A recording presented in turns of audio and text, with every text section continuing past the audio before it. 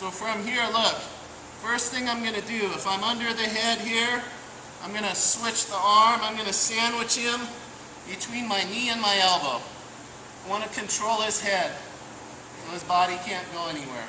That's the first part. If I was here, blocking his hip, I'm going to switch over. All right, now, this hand, I'm going to come up. Keep your elbow up. Don't be the lazy guy. Yep.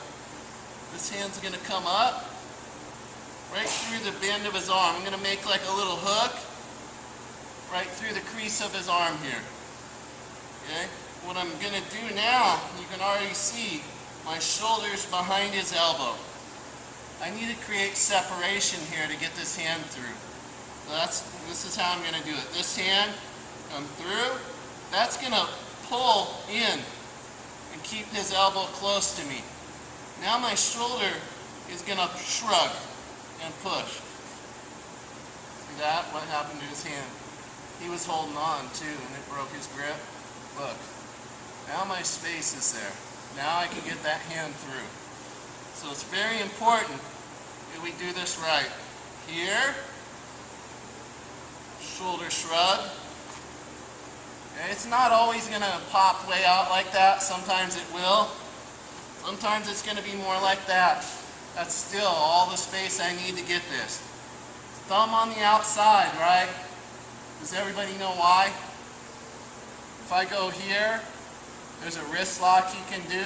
If my thumb's on the outside, I can't let go. I get my wrist hurt really bad. That's one reason we keep the thumb on the outside. Now look, second arm now connects to my own wrist. At this point, it's going to be one of those times where everybody has trouble getting the hand to the floor, right? If we just lift and twist this here, the guy's going to be able to get out. Okay, we have to pin that wrist and that hand to the floor. So look, everything in jiu-jitsu is about using your whole body to do it. I'm not going to fight arms with arms and do this because he might be stronger than me. I'm going to use the top of my head and I'm going to roll. I'm going to start rolling his wrist to the outside. Okay, that's going to limit some of his strength to resist here. I'm going to start rolling that. I use my head until I can get it pinned to the ground. Once I have it pinned to the ground, I make sure I have a good base. I'm chest to chest. I'm curling my wrists like I'm revving a motorcycle, or as my friend Keith Owen would say, decelerating a motorcycle. And I'm bringing the wrist in. I'm curling this to my own wrist. Now at this point, it's just a little arc. You can already see he's squirming. It's already very tight. Now I'm going to try to take his elbow down to his hip. Okay? If you're doing a key lock and it's taken all this time, you're doing it wrong. Okay? This is how you have to do it, especially if the guy's flexible in the shoulders. You can't be lifting the elbow up and dragging it and doing all this stuff. It's going to be able to get out. So we have to keep it in tight. The closer his hand is to his shoulder, the quicker the guy's going to tap out. If it's out here, it takes a lot longer. Okay? So let's look. He's here. He's got good form. He's framing out. So I'm controlling.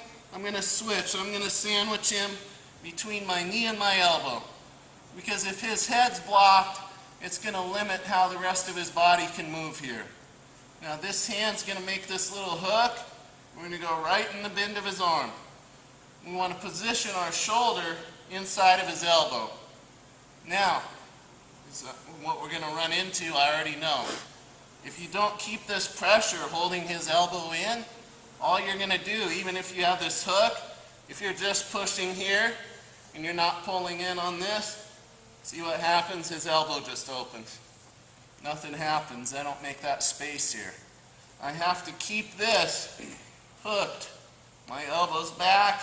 I'm pulling in on this. Now I just push with the shoulder. That's all the room I need. Right here, I connect to my own wrist. Head, I'm rolling his wrist to the outside. Bring this to the mat. Now from here, it's already tapping, but we're going to go a little longer. from here, really making sure I'm curling this in. Now I'm going to drag his elbow down to his hip. Okay. Some people it's going to take longer. Some people are going to be so tight they're going to have to tap right away. All right.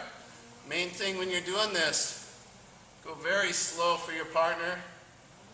Don't hurt their shoulder. If we're doing a bunch of repetitions in this today, okay, and you're really cranking and making them tap every time, everybody's going to have sore shoulders probably the rest of the week. So let's make sure we go nice and slow.